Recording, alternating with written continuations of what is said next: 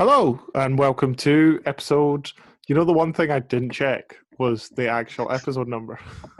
I mean, that's good. We'll This keep is rolling.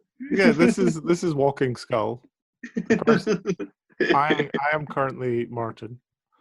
I'm Martin Walker, the walking part of the skull. The person that I am speaking to is Sean Scullion, the skull part. And as Indeed. we're doing this, I'll actually look up what number it is. Yeah. Sean will be able to tell you. I was all prepared and everything. hmm Oh yeah, you came in here with like the swagger and confidence of any other And also, podcast host, and all of a sudden you were just like, "Welcome to episode number." Oh my god, what number are we on right now? right, episode So 7. yeah, Welcome to episode 7 of Walking Skull, where basically me and Sean talk rubbish yeah. about the Well, movies that we've watched over the last 2 weeks. This is episode yeah. 7. Not exactly rubbish. Like we have some pretty good stuff We can have on some here, or good. depending on what some people's definition of rubbish is, it could be rubbish. I don't know. Yeah. Mm. I am also recording this from my family household, so if there's certain points that the internet crashes and I've forgotten to cut them out in the edit, that is why then. So if it does sound odd, ladies and gentlemen, that's your reason why. Different locations and different, not strokes. I was going to name the TV show of Gary Coleman, and it's like, no, Sean, be quiet. You've never seen that show. What are you, an 80s kid? You fool. Yeah, it's just unsurprisingly, internet isn't that good Hmm. when you've moved further away from a main city. Yeah. I mean, I think that's just like the internet, in it. If it's far away from like all of the G's, not going to work out. I mean, just hope it's not 5G, or else you'll get that nasty coronavirus. Oh my god. That is the bonus of being in the borders at the moment, is that the nasty coronavirus, they can't be bothered to come out down here. Yeah, I think that's kind of like the advantage of any tiny like village place. There's like maybe one or two cases of it, but not a whole lot full on. Um, man, I lost my words there, but you know what I mean. That wasn't an internet pause. That was Sean losing his words for no reason. Yeah, yeah, that happens. It's a part of the autistic bargain. Sometimes you'll be on the roll and then you'll stop and go and pretty much freeze like you're on Wi-Fi or something. Like I've got Virgin Media in my veins. But anyway, enough of corona and autism talks. We've went from not to autism in 2 minutes, so we're doing all right there. Yeah, it's a new record. What have you been watching, Sean? Well, I've been watching a lot of things lately. So we do you want to start like what we've seen together first, or just separate, like what we watched on our own time? I'll start separate and then we'll figure it out as we go. Let's just have fun with it. Chief, like let's have some fun. So I think the big one I want to get off the chest right now, I think, but because I have two new releases that came out recently, one Wednesday and one Friday. Friday I'll save to last because it's kind of a current one. So big release that I watched recently was Wonder Woman 1984, the sequel to the first Wonder Woman, directed by Patty Jenkins, and which also she comes back to return to direct the second one, which has Gal Gadot and Chris Pine returning as Wonder Woman and Steve Trevor respectively, along with new additions to the cast: Kristen Wiig, Kirsten or Kristen, I can't remember. I've always heard Kirsten. Right. Kirsten Wiig returning as Cheetah. Not returning. It's a new character. Damn it, Sean, with your coffee-laced brain. And also Pedro Pascal, our daddy Mandalorian, playing Max Lord. And the sequel follows Wonder Woman in 1984 in Washington D.C., dealing with the politics of the 1980s and the new looming threat of both Cheetah and Mad Oil Baron Max Lord. And there was a lot of discourse surrounding Wonder Woman 84 when it got released in the US on HBO Max in December. Like, insane levels of discourse where at one point, critically, it was like at 90% of Rotten Tomatoes before it plummeted down to 60. And you now have a lot of like discourse surrounding it, which is both kind of valid at the same time. It's like, well, okay, come on. It's the internet It's calm stuff. down here, folks. And as someone who, yeah, basically it's internet stuff. And as somebody who rented it on Apple for basically £16, and sort of like being like, right, okay, would it be worth it for this price? I don't know. It's gonna be rough to tell. And long story short, I was very surprised in the most positive sense. I don't know about everyone else here. I kind of liked Wonder Woman 84. Like, regardless of the discourse, I really, really liked it. It We've was, lost half the internet now. Half the internet doesn't oh, believe you. Half the oh internet will no, just believe you ah, completely. oh no, come back, please. I need your royalty. It keeps me youthful and young. Ah, anyway, anyway, so I've liked Wonder Woman 84. I apologize. Obviously, there's some things about it that really don't work. There's some aspects of it that are kind of troubling. And but mostly, it's a fun comic book movie. And I'm probably going to be going a bit of a rant about it, but don't worry, I'll try to keep it minimal and a lot less angry and sweary about it. But come on, it's a comic book movie. Can we just leave it alone for a second? Like, Wonder Woman 84 is like not this like grand masterpiece. Hell, I don't even think it's like as good as the first one. I think the first one is a lot in terms of like its narrative. It's a lot more concrete and a lot more solid. But I really liked Wonder Woman 84, mostly because it kind of harkens back to like the silly comic book ages of the 1980s, and it's just its own like colorful adventure, and it's just really entertaining and really fun.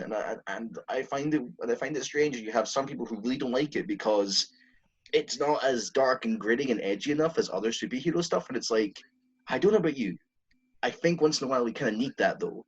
It's like when people looked at Ant-Man and the Wasp were like, oh, after Infinity War, really? It's pointless, it's dumb, and doesn't have too much. And it's like, but that's okay though. It's okay, it's fine. We don't need like a big Oscar contender superhero film. Just let it be what it wants to be. Let it have fun. Like, can we just have fun, please? Especially after like the horrid year that we had. Come on, let's just have some fun with it. I hear Anyway, I hear it's been quite hearkened to the what's it, Christopher Reeves Superman movies. the yeah, the Christopher Reeve Superman. There's definitely scenes where it feels like that. There's a scene in a shopping mall where it definitely feels like that. Like you can just sort of feel the upbeat pulpness of the Richard Donner Superman films. And I really liked like what Patty Jenkins was going for. Like obviously it's a different beast compared to the first one where it had to still fit in that sort of like Snyder-esque universe they were setting up at the time. But now I don't think they're that concerned about it. They're kind of a sort of like, hey, let's just make it what we want it to be, and it's really fun, and the results kind of prove it. And again, it's not perfect. I'm not gonna like run around and call it a masterpiece because it really isn't. It's not as good as the first Wonder Woman, and even compared to other superhero films, probably not that great. Hell, I think Birds of Prey is kind of better to be honest with you, but that's just me. But yeah, and well, I think one thing that I think really works about it are the villains. Like Kirsten Wiig is really, really good as Cheetah. Like I wouldn't expect her to be like that great. And then again, I've seen her in like in dramatic turns before, and she's really good, like really underrated as dramatic actress. And then you have like Pedro Pascal as Max Lord, who is just amazing. like like Pedro Pascal is so good that he ends up kind of like stealing the film in a sort of daylight robbery kind of sense. Like he just I appears. I hear you choose a lot of scenery. Oh, he does. Like it's not even like annoying. It's not like he's chewing the scenery in this annoying sense. He's chewing it in like the sort of like he knows what it is. He knows why he's there, and it's not even like he's there to collect a paycheck. He's there to have fun, like everyone else is there to have fun. And I can't argue against that with him. He's clearly having fun. I mean, come on. If I was cast in Wonder Woman 84 and I was told this is the film, do what you want with it, I'd be like, hell yeah, I'm gonna have fun with this. I'm certainly gonna have fun with it. But also, It's technically, here's a weird fact I know about Wonder Woman. It's technically his second time in a Wonder Woman thing because he was in the huh, unaired pilot. If you look it up on YouTube, he was obviously they didn't have enough time to expand on his character because it was never picked up for full series. But he's in that, so maybe he wanted to come back to it. yeah, like it was like a sort of like he had to like get that off his list, and I think it really worked out for him. And also, what a great way to sort of like come back to Wonder Woman as Max Lord. basically being the best character in the film, and I'm going to die on that hill.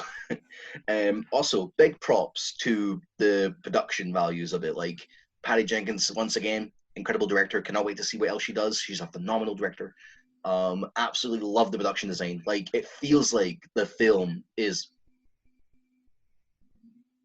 pretty much in the like, even though it's kind of a dumb basic thing to say, it feels like they just went back in time and filmed it in the 80s. Like all these, they just took all the equipment and filmed it there because the sets are so remarkably of that time and the costumes are remarkably of that time that it kind of felt like they just dipped themselves in that 80s nostalgia. And just, I had a big. Was it finished filming before COVID? Were they basically in the editing stages? Oh yeah, like I remember I remember hearing that like he filmed it like in I not even immediately after the first one. They filmed it like I think in 2018 I think. But for some reason it took him a long time to sort of like get it released. I think it was down to like test audiences and whatnot. Like there's like a lot of our articles that are talking about that, and it's quite an interesting history of how the film was going to be in cinemas and then took it away. And then but they put back in cinemas and then COVID happened, and then like obviously it got put to HBO Max and streaming services and whatnot. But yeah, it was.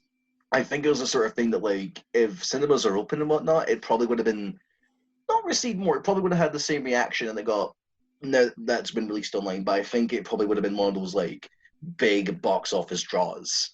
But obviously, we don't have cinemas right now. But I think it's one of those like things that if it was released in the cinemas, I think everyone would have had a great time of it. Like it's generally one of those like, let's get the popcorn, let's get the friends over, let's go to the local multiplex. It's that kind of like film, you know, and it's really really fun. Sorry, we are pausing quite a bit in between each other just because it seems to be that if both of us try to talk, the internet freezes a little bit. Yeah, yeah. So I'm like trying to be careful, trying to talk over Martin. So I pause. That's just me being like, making sure that we're not talking at each other at the same time. But yeah, basically, I really liked it. It was fun, and yeah, I think we all just need to calm down a little bit on the discourse of it. Some of it's valid, some of it's a bit, all right, come on. And yeah, I just thought it was fun. It'll be like, because when the first time it came out, there was the same criticism from the usual suspects on internet of, Yeah. oh, it's a women, we don't need women-led superhero things, blah, blah, blah, blah, blah. Oh, of course. Like, I think, I mean, it wasn't, I think it's not only like that. I don't think there was a lot of that. It was mostly just sort of like, again, some of it's valid, and some I'm just sort of like, right, can we just can we just have like a suspension of disbelief like once? I mean, can we just have like something like like a superhero film like the Spider-Man Sam Raimi movies or even Shazam? Not that I'm saying like Wonder Woman 84 was better than those because I think they're better films because they're more tight in its structure and its narrative. But yeah, just come on, let's just have some fun superhero films for once in a while. Is all I'm saying. I think it's because obviously we've had Marvel for the last 13 years, give or take, minus last year, where they've been so well knit together and every film's to a certain standard and taken vaguely seriously at points. Yeah. But for it to be like Wonder Woman 2017 wasn't hilarious, it wasn't cheesy. It was relatively serious. It was about World War One. Yeah. And then you go to 1984, and it's slightly more. Like I've seen the green screened bits where she's obviously running in front of a green screen. Oh yeah, it's distracting, but I'm not. It doesn't like anger me. It's just sort of it kind of adds to the pulpy quality of it to me. Like not that I'm saying it's like, oh hey, bad green screen's okay. No, bad green screen is a massive distraction, but for me it kind of worked because it kind of like added into the weird pulpiness of it. But obviously the first Wonder Woman better film in terms of its like tightness, even though the third act is not great. It's a very messy third act, but overall I do love the first one, and the second one like not better, but certainly like a really fun little sequel, and it makes me curious to see what they'll do for the third one. The third one's already been greenlit, hasn't it? They've pretty much got a set for a couple of them, haven't they? I think so. Yeah, like I think I don't know if it was like greenlit immediately after the second one, but I think we're going to get a third one just because, like, it's kind of the law of trilogies, isn't it? Unless you're like Blade Runner, where your second one doesn't really perform that well, and you're kind of just like, well, just guess there's no third one for you, Dee. I'm sorry. Sorry, I'm laughing at that line. That was the best line. You don't even realize what you said. What did I say? It's kind of the law of trilogies, isn't it? But that's good. Like that's a well-known law that everyone's like, he means this is the law of trilogies. Yeah, I get you. I mean, yeah, it's an official law. Plus, if you don't do it, you're going to get people that are going to be upset. Like, well, here's the third one. It's not complete. So you're going to get people that are going to get quite rowdy about it, and that hurt my skull. Never rattle your skull under a 10 foot of anger. It hurts for real. Yeah, especially not in something that's only audio. No one will see it. That's what makes it not so worth it. Yeah, it's not like you're performing for a camera. You're performing for me and me alone. I mean, listen, it makes you laugh. It works. Come on. It's more the fact that you did a visual gag in an audio medium, and it was. It's a classic Sean thing to do. Even when we did like radio at college, I would do weird physical stuff like that. People were like, "There's no one watching. There's not even Sean. Stop it!" It's like, all right, Mr. Walker of the Walking Skull, section of the Walking Skull podcast. What did you see this week? So I'm going to leave. I've watched two things this week. I watched Cold Black and Michael Bay's Songbird, but I'm going to leave Songbird for later on. I'm going to tease it for later on so the massive Michael Bay fans can hate us in about 20 minutes. Also, correction, Michael Bay produced it. I think it was directed by someone else. But yeah, basically it's the same sort of shtick. Yeah, basically it's being sold as a Michael Bay film. Everyone's like, it's Michael Bay's Songbird, is how it's been sold. But before we go to that, I have been watching the 2015 to 2018 series, Cold Black, which is a medical drama about the LA County Hospital. And if you're unsure about the medical jargon here, Cold Black is basically when I'll just make sure I'm getting this right here. Cold Black is when, in layman terms, there's more patients coming in than there is staff to deal with them. And the main issue here is that the hospital, I think it's called the St. Angel's Hospital or something like that.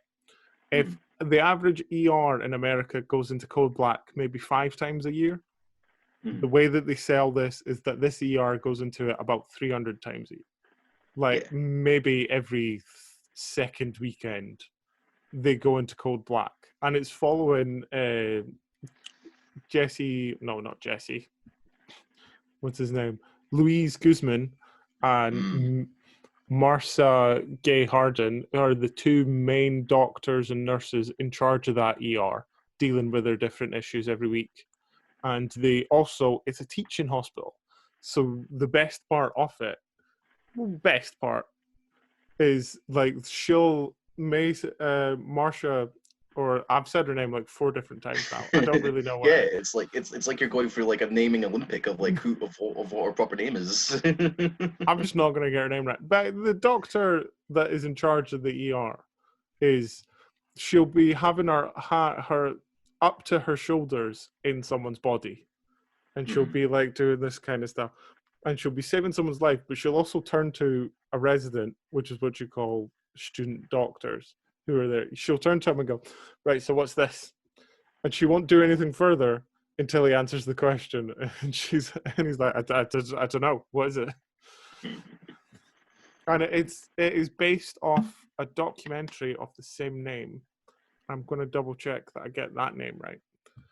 Where student doctor, so it's like as an audience member, you're learning by proxy what they do essentially and what certain medical terms mean. So it's quite fun for like an audience member watching it for the first time and learning a thing or two about that. Yeah, and it is by Ryan McGarry, and it's in the same hospital. And other than that, it's his documentary is the actual real life thing. And this place, it's like any other medical drama in a bit, where you've got obviously patient of the week is submitting something like that. But every once in a while, every like 20 minutes, they go, we're into code black, and then they all have to rush to the ER and Mm-hmm. deal with, say, in this really tight corridor, deal with 4 patients all at the same time. Eesh. And the level of anxiety when you watch it, because you're like, well, they're doing well, but the patient number 1's doing well, but patient number 3 is crashing a little bit. So how are they going to figure out what to do? And it also shows you different, as you were saying, it shows you get to learn a bit more. Like there's a viewing platform in this play where it's literally just a set of stairs that is like a scissor lift that other medical students will just stand and watch the whole thing happen. Yeah, like I think I've seen that like done in like other like shows where you see like the sort of medical room and you have like this big glass window or something and you have like, people It's staring down watching the observing how the operations work. not as high tech as that. It's literally like a set of stairs behind a curtain. Oof.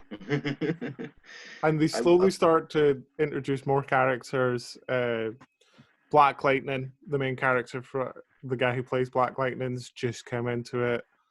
Luis Guzman's the best because the whole series starts with him going, now you guys, you obviously you don't get to see what this is going. I'll completely butcher the whole sentence, but basically he goes, you're in my house right now, and I'm your mama, and you're in your mama's house, and it's very rude to let someone die in your mama's house. If you do that, you're done.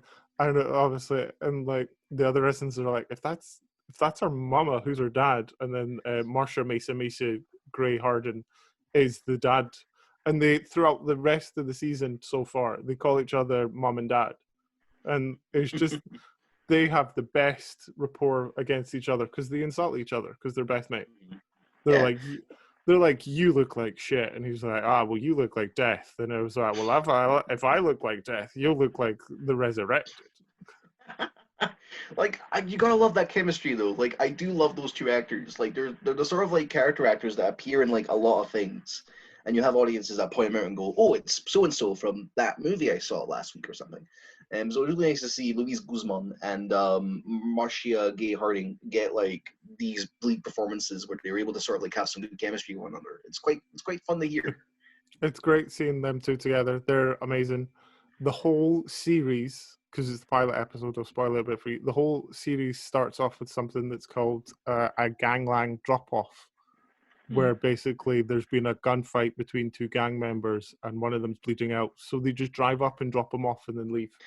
Yeah, I think that's what happened. I think I've seen that happen in a lot of movies and all that before. So it's definitely, I think it probably also be a maybe not a common occurrence in America, but definitely an occurrence in America probably. It's a big enough occurrence that they've got a nickname for it, which is unfortunate. And then they slowly start getting more patients in. Like there's one that's been caught in the crossfire of the thing with his kid. I've got a burp coming, and it's gone.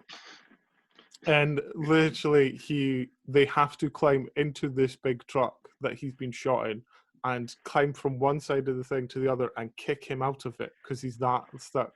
And they have the doc. They have, well, I'll just say her nickname. They have your daddy going.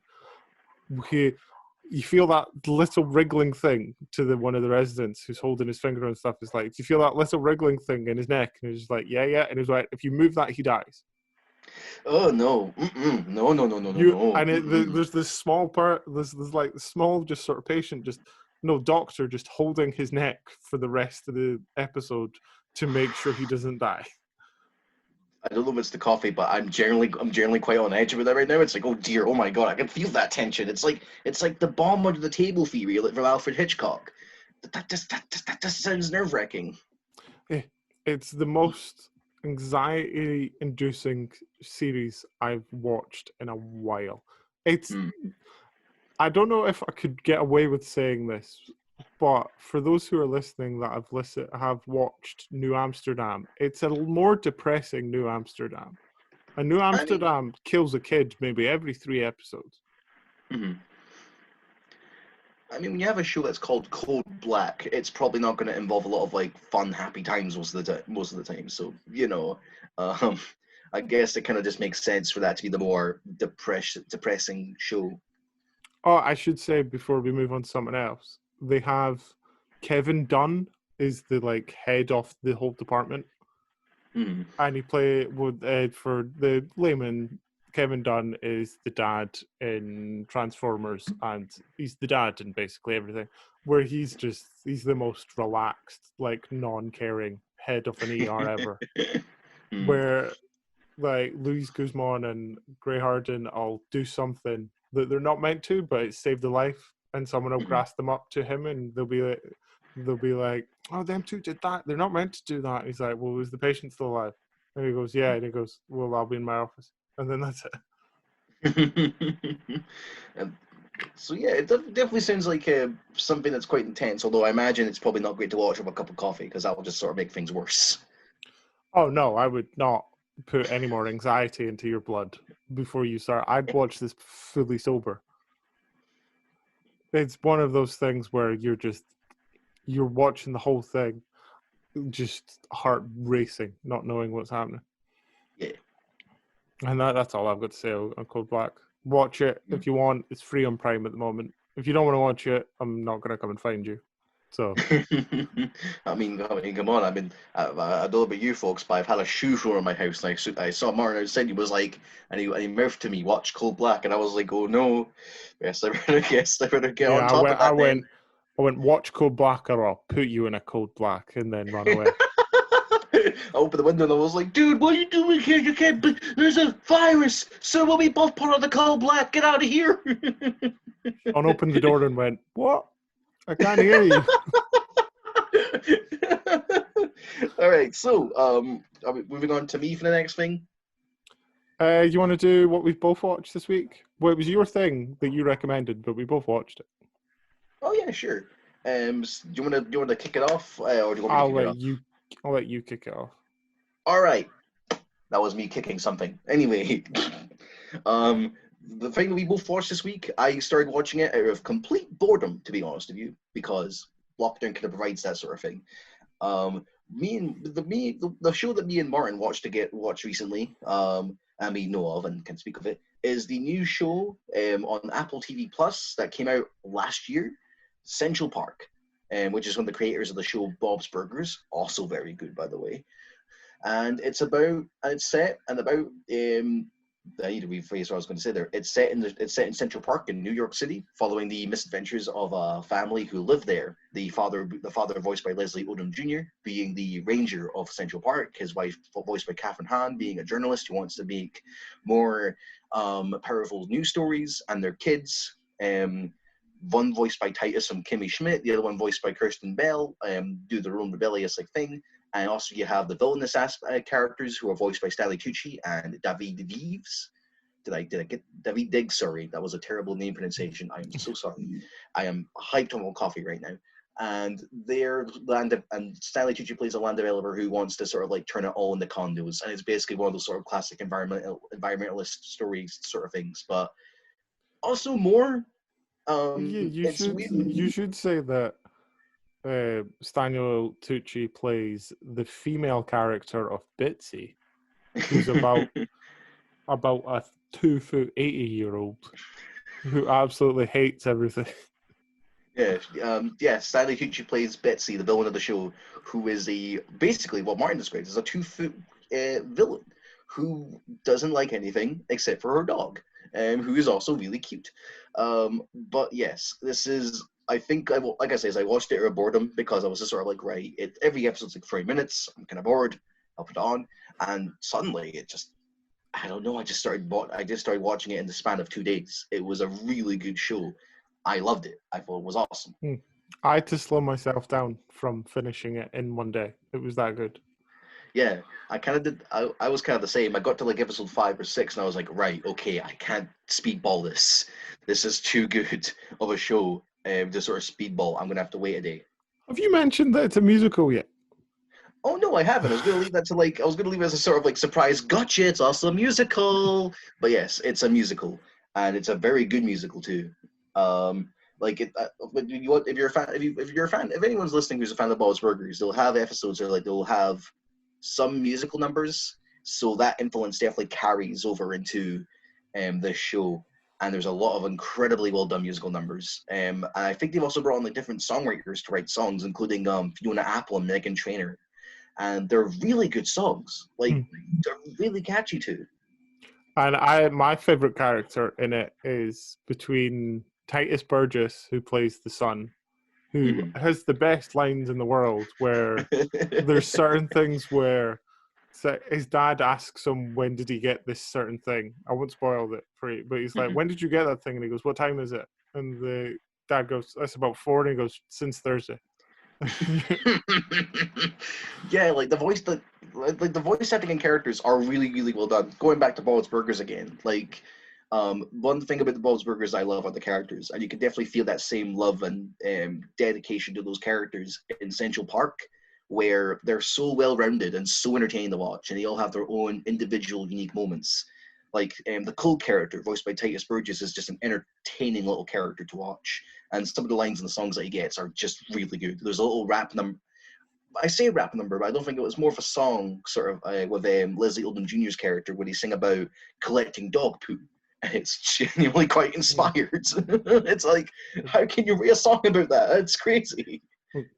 And Josh Gad's in it. Josh Gad is his usual self, where he's basically Olaf, but a different person, to be honest.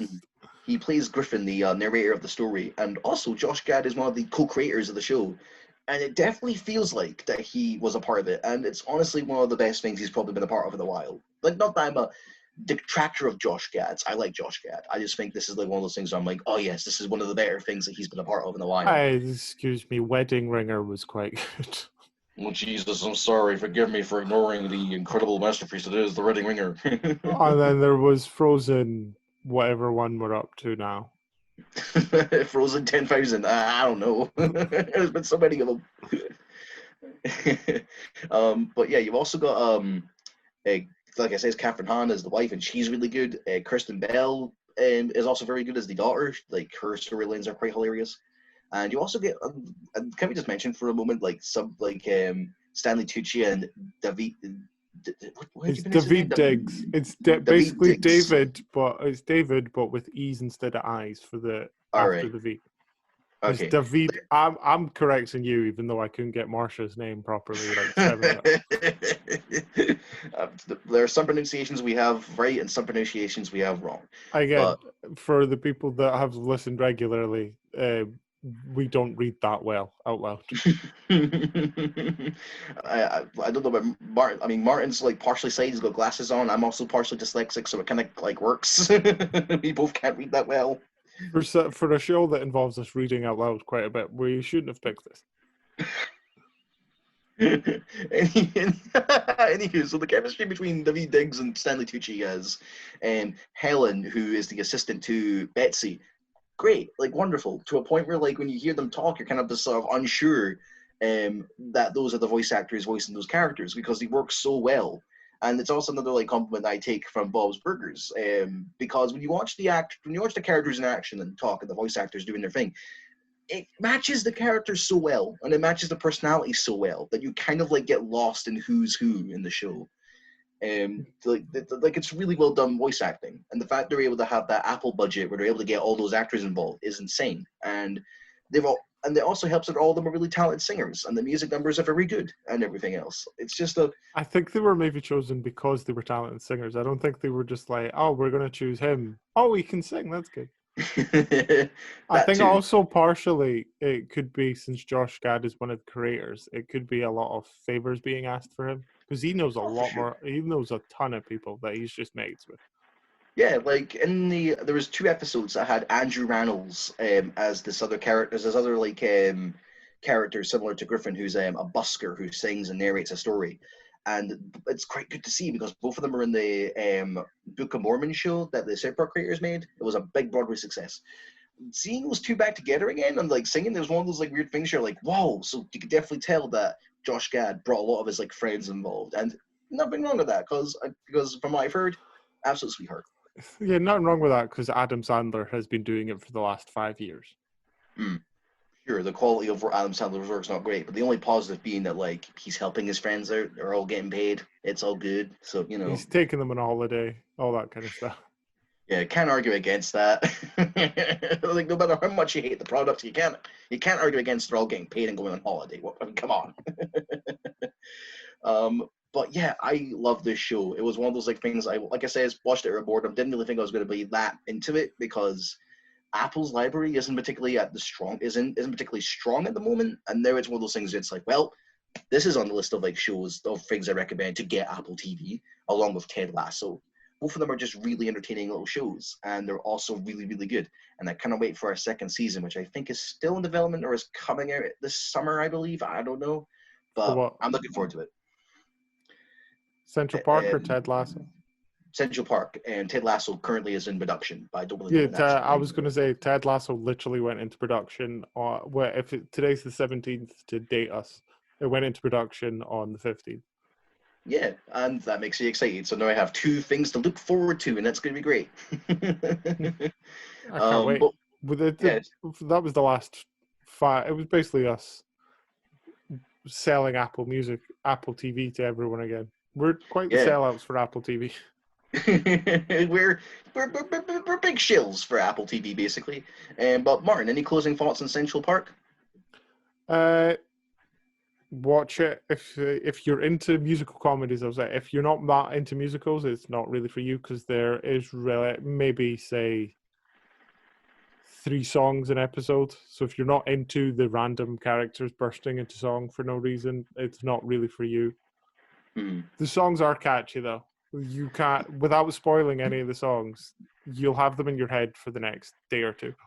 Yeah, basically, toes will be tapping is the warning I'll give to anyone who's watching Central Park. It's a brilliant show where your toes will be tapping, and also I didn't realize that Catherine Hahn could sing, and she was really good. And basically everyone else is really good in it. I can't stop talking about how good all of them are at this at They're all singing. really good.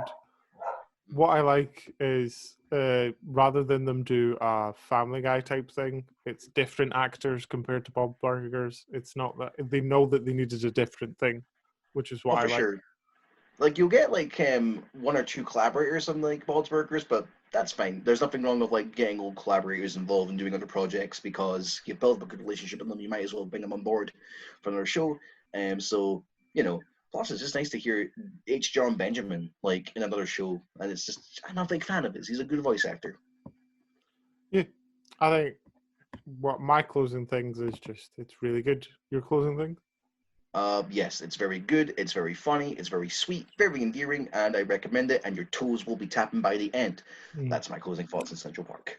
I should also say final thing, which isn't a closing thought, so I'm good for what I've just said. The soundtrack, just pick it up straight away. They're not one of those things that have delayed getting the soundtrack. The soundtrack's out as soon as possible. Put it on vinyl. Everyone will be playing vinyl records of it and everything. It'll be a big hit hopefully if people with more eyes are on it. So that's our big thing. That's our Yeah, big like sure. That's our usual middle thing. Let's yeah. go on to. We'll finish on a high note, so we'll go to you last. We'll finish on you because my next one was not really the best thing in the world. It's Yeah. it was good for what it was, but it wasn't the most amazing thing in the world. I saw Songbird on Amazon Oh. Prime, which for people who haven't heard what Songbird is, it is Mhm. in 2024, a pandemic ravages the world and its cities, centering on a handful of people as they navigate the obstacles of currently hindering society, disease, marital law, martial law. See, there's the reading coming into. I don't know why marital law came in. That's the reading kicking in again. Martial, oh, martial law, quarantine, and vigilantes. Now, without spoiling Songbird too much, I never saw any vigilantes throughout that whole film. Yeah, I've heard of Songbird. It went into production like when COVID and the pandemic was starting to, kick off. And it was one of those Yes, things where, they start off by saying this film was written, produced, and directed during the pandemic of 2020, and it shows that it was written during in a couple of months. There's certain Yeah. things that are. Wait, before we go any further, do you want my line off the film? Um, sure, but before that, I was just gonna say that like I heard it was in production, and it was one of those things that I staunchly was kind of against because why would you want to make a film like during one of the worst times in history? Like it's a bit weird. I mean, from my perspective at least, some people probably not have a problem with it, but it was one of those things where I'm like, that's weird. I don't like that. I mean, don't get me wrong, there are movies and all that being filmed within the pandemic, but they're not about the pandemic. They're not making like any stuff surrounding it. This movie was pretty much made and done during and about the pandemic, and it's one of those things that kind of made me a bit weirded out by it, just because I don't think anyone would be in the mood to watch it, just because of how awful things are. And I think it's a bit, you know, Yeah, to give it its benefits, it does give a chance for. There's shots of LA that I've never seen because obviously you couldn't close them down due to traffic. Like yeah, there's the usual highways that are filled with traffic you see completely empty. But hmm, the cast is kind of so. There's two people, the two mains I've never heard of, yeah, where it is KJ Apa, who plays Nico, who's the main male role, hmm, and Sophia Carson, who plays Sarah. So you don't actually hmm, get to know any of their names, but it's kind of a Romeo and Juliet thing, yeah, where he's immune, she's not immune. So she has to go and mandate with the lockdown with her gran and all that stuff. hmm, But the rest of the cast is relatively good. They're good yeah, casts, not given the best work with.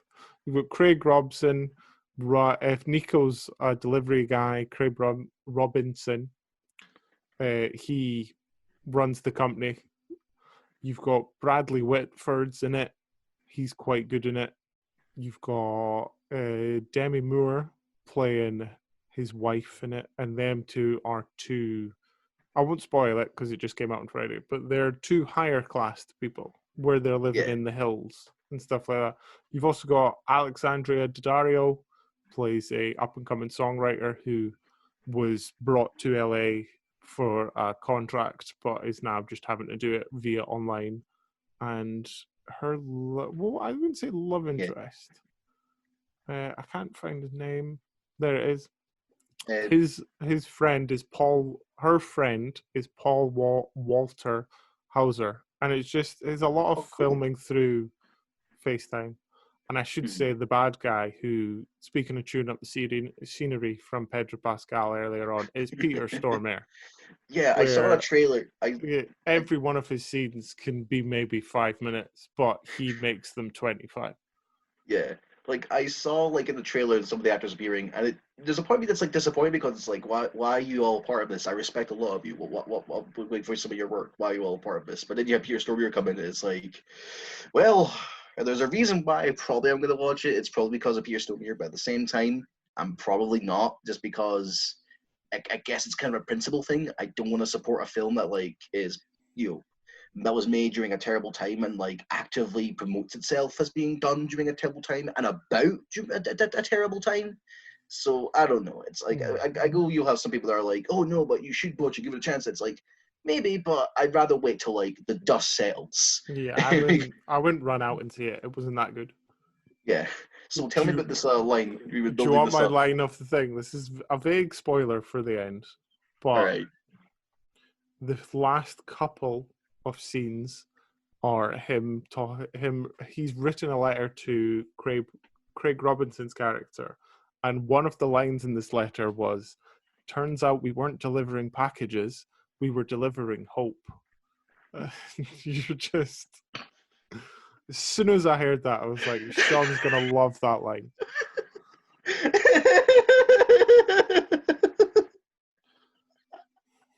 Oh, oh, I can feel the corn. That is so much corniness right there.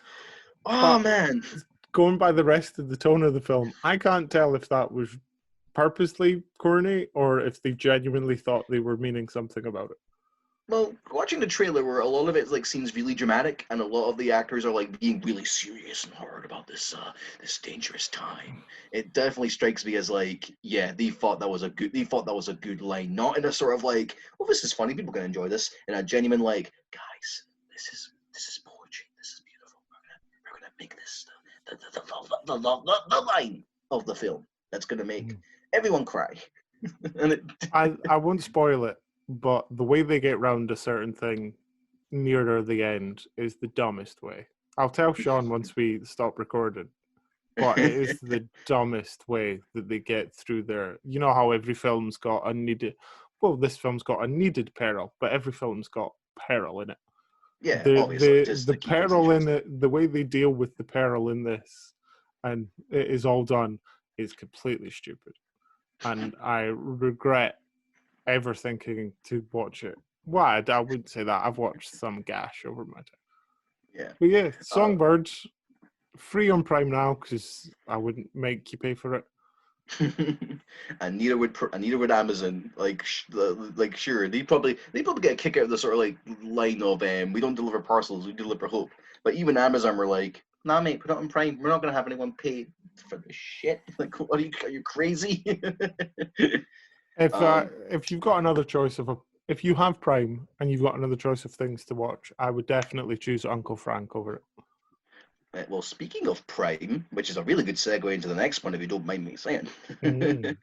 Mm. Speaking of Prime, and things are on there for free, and you can watch right now after this podcast. You've Um, watched Cougar Town. You want to talk about it? no, I'm sorry, Martin. I didn't watch Cougar Town. I did watch something that's also set in a very sunshine state with a lot of sun and a lot of tension. Of course, this is Regina King's directorial debut, One Night in Miami, based on a critically acclaimed play by Kemp Powers, I believe his name is, either Kent or Kemp Powers, who wrote That the is a original. let's pause for a second there. That is an awesome name. I know, like What's I your keep on. name? Kent Powers. Like I think it's Camp Powers, but you could be my computer man and research that for me, please. That'd be pretty cool. Why overgo the film's plot? Not the whole plot, but just sort of like what the film's about. The film is set in 1962, I believe, and if I'm according to memory, and it's set in Miami, where in a hotel room where iconic cultural icons, Malcolm X, Muhammad Ali, Sam Cooke, and NFL player Jim Brown meet in a hotel room. And the film is just about them talking about the impact of black culture in the 1960s, the future of the black culture of the 1960s, their respective individual impacts on the industry on black people, and like the civil rights, and it's really well I've done. got a completely different thing for Yeah. IMDb. Mm-hmm. Do you want me to read what I've got for IMDb here? Sure. Yeah. Right. So for IMDb, this is One Night in Miami, yeah? Yeah. It's a hitman named Kai flies into Bangkok, gets a gun, What? and orders a cab. He offers a professional female driver big money to be his all-night driver. But then Kai realizes, oh right, sorry, I'm reading One Night in Bangkok. Never mind. That's not the full. I was gonna stop him. I was gonna stop you there. Be like, "What, Hitman? I don't remember that happening." No, I was jokesing. I was jokesing around. Yeah, I was just gonna stop recording and be like, "Did I watch a different movie? Oh no, I may have got the information wrong." But besides from that, One Night in Miami, which also stars Eli Gore as Muhammad Ali, Kingsley Ben-Adir has Malcolm X, Leslie Odom Jr. has Sam Cooke, which is, by the way, perfect casting choice, and Aldous Hodge as Jim Brown. These four actors, just to sort of get this out of the way, because I really want to like sing the praises of them. These four actors, phenomenal. Like to a point where like they kind of like become those people they're playing. Like they're all it's pitch perfect. Like this Eli Gore as Muhammad Ali just No, becomes Muhammad Ali. pitch perfect's that one with Anna Kendrick. You've got the wrong film. Oh no, I did it again. But also you have Kingsley Ben-Adir as Malcolm X, who's just good God, he was so like, oh my God, he was so good. Like, it's on par with Denzel Washington's performance in the Malcolm X biopic from Spike Lee. Like, it's just so on par in terms of like their interpretations of of that character. And then you have Aldous Hodge, who was in the Invisible Man film from last year. He played the police investigator, who was also a friend of Elizabeth Moss, who is also really good in here. Like, I'm so happy to see Aldous Hodge get more work because he's really, really good. And also Leslie Odom Jr. has Sam Cooke. Like, that casting alone, perfection. Just because obviously you got an actor who can sing very well, and there are points where just the dude becomes Sam Cooke. And to an almost supernatural degree, it is kind of incredible to watch him just be that character. And as a big Sam Cooke fan, I think he did a really, really good job of performing as that character. And even like the songs that he sings are just perfect. Like, there's a rendition of a change is going to come that made me teary eyed. I'm not gonna lie, it was a beautiful rendition of that song. And Regina King knocked it out of the park as far as I'm concerned. This is like her first film that she's directed. For those who are unfamiliar with Regina King, she's the Academy Award-winning actress that was in If Beale Street Could Talk, where she won the Oscar for Best Supporting Actress. She's really good in that one. And also, For those unaware of Regina King, shame on you, basically, is what we're saying. Yeah. Watch If Beale Street Could Talk or Watchmen or anything else she's been a part of. She's really, really good. And also watch one. Just Google Regina King, find all the films she's been part of, and watch them. Yeah, shame on you for not knowing who Regina King is. But yeah, she knocked it out of the park. As the fact that this is her first film as a director is incredible. Like, just the fact that they managed to find the perfect story to tell, and the fact that like it's a film that's set entirely within one location. You get different cuts to different locations, but the main action of the film is set in this hotel room in Miami. And not only is it like a perfect combination of direction and script writing and performance, the script for this is incredible, to a point where I think it should be nominated for like screenplay awards during this award season that we have coming up.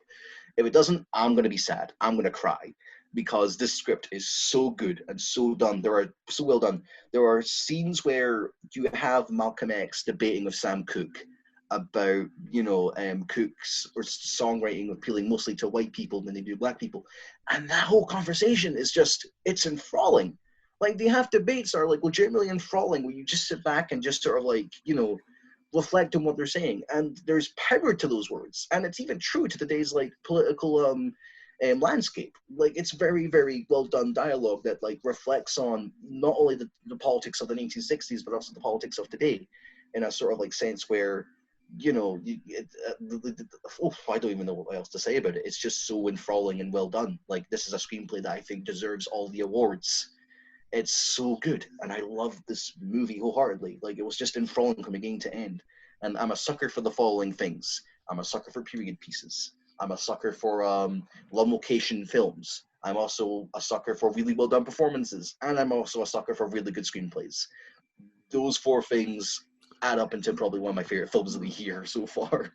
You just basically went, you could have cut that all down by going, I'm a sucker for films that are good. I could have, but I like going into detail. I'm not that simplistic I'm not that simplistic when it comes to that sort of thing. But yeah, I highly recommend One Night in Miami. If you're, of course, from anyone who's feeling the need for watching a decent film, like our friend Martin here after watching Songbird, watch One Night in Miami. It's one of the best movies of the year. Songbird was the best thing in the world. What are you on about? Songbird was the Oscars, all that stuff. Peter Stormare totally earns an Oscar nomination for chewing the scenery. He'll earn one just because there's no one there. Like, they'll open the envelope and there's like, and the winner for Best Supporting Actor is Peter Stormare. What the fuck? There's just no one else to nominate at the moment. Yeah, I mean, in defense of that, there are like movies that you can search high and low for to nominate, but you're going to have some people that are going to be like, "What? What is this? What? What? You can't nominate that. I don't know what it is. What?" But yeah, I'm still expecting the Oscars to be a bit picky and be like, if it's not run by this specific company with streaming. We're not going to do anything for it. Oh man, that's going to be really difficult this year, just because like Netflix and Prime have done really well for themselves, like with the films they've bought and the films they've made. Like genuinely, it's going to be quite the interesting award season. And in regards to like who and what gets nominated, I just hope One Night in Miami gets nominated because I think it's that good of a film. And if it doesn't, I'll be really sad. I hope One Night in Bangkok gets nominated. That sounded like an alright film.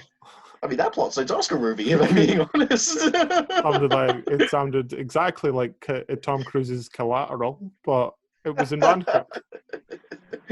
Oh man, like come on, it's Oscar worthy. I mean, it's like Collateral, you know. It's Oscar nominated. Come on. It's another film about one night in it. Oh man, you ever seen Collateral? Just as a quick question. Not recently, not enough to know whether I've seen it. To be honest, Yeah, give it a watch. It's genuinely quite good. It's one of the best. It's one of the better films that Michael Mann has made. It's a really good movie. there's a chance I have. There's a chance where if I started watching it again, I'd go, "Oh yeah, I remember this." But it's one of those ones where it was. When did it come out? Maybe like 5 years ago. Yeah, Yes. So how am I going to remember that? I mean, it's a good. I mean, I recommend it either way. It's a very, very good film, and it also has maybe one of Tom Cruise's best performances because he's not playing Tom Cruise. No, I think Tom Cruise's best performance was being a straight man. Hey! Oh, what a zinger. That's one hell of a zinger. So, that was One Night in Miami. I highly recommend it. And for those listening, please do watch it and give your support to Regina King. Just come on. She's amazing. She's talented as all hell. Come on. Just let's give this the watch that it deserves. And to the four main actors who played the four main subjects respectively, you all did good. If I had like four Oscars here, like carrying it like children, I'd happily throw them at you. I'd be like, here, have this, and have this, and have this. You all deserve it. You did a good job, basically. Sounds like it. I think for once we're actually getting to the stage where we are wrapping up around an hour rather than it being. Where we've actually the last couple episodes have been maybe an hour and 20 minutes. This one maybe we're running out of things to say to each other.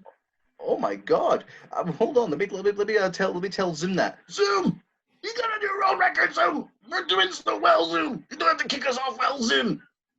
Yeah, I think you get the picture. But yeah, I think that's it for this. I've been working a lot this week, so I've not had a chance to watch as much as I could have. And I've been inside.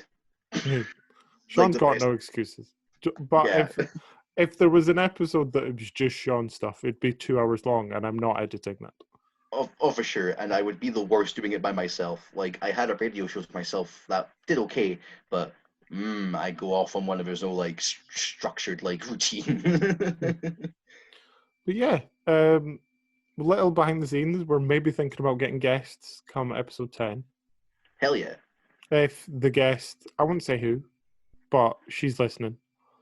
If the guest is wanting to do it in a couple of weeks, let's say episode 10, we're going to do it. We're going to get to episode 9 by ourselves.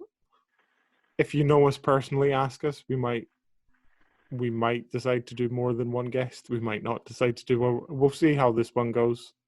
Yeah, it's like we're kind of putting our toes in water with this one, if that makes sense. We're going to experiment and see how it goes. But getting more people on board is going to be quite interesting and more fun because as a podcast, we want to have more different perspectives and different like stuff to recommend and all that sort of stuff. Because having just two white guys here recommending stuff is like it's cool, but we need more people that are interested. Sean, you're white. I mean, I think last time I checked. Yeah. I look in the mirror and I jump and I'm like, oh no, it's a bald white man. Oh wait, that's just me. To be honest, the last thing the internet really needs is more white bearded men telling you what to watch. But yeah. We're here, so if you're listening, give it a go. Yeah. Only difference is we're actually all right people. We're not shitty people that go around being like, wait, what? There's something different from me on the screen? Ew, get it away from me. I'm going to apologize for everyone's ears for Sean's acting just there. I apologize. Let's wrap this up. Thanks for walking around our skull. I'm remembering that more often. Thanks for walking Mm. around our skull with episode 7. So I'll say goodbye. And then the last voice you're going to hear is Sean's. So goodbye. Goodbye, ladies and gentlemen. Stay safe. We love y'all. Goodbye.